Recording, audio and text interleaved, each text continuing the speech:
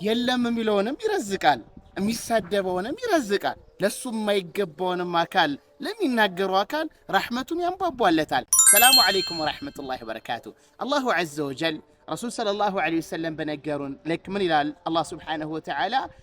ረህመቲ ሰበቀት ገضቢ ይላል ሱብሓነላህ እዝነቲ ምን አደረገች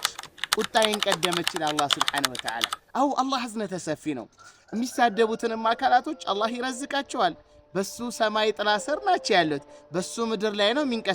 የሚንቀሳቀሱት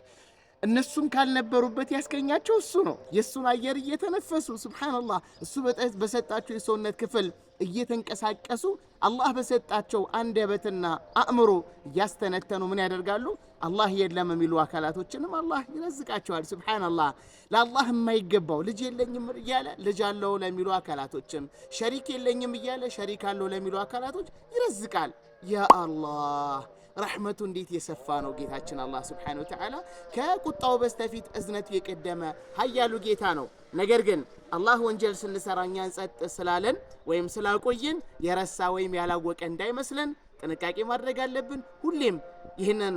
ረሂም የሆነውን ጌታችንን ለማስደሰት መሯሯጥ ይኖርብናል ሰላም አለይኩም ወራህመቱላሂ ወበረካቱ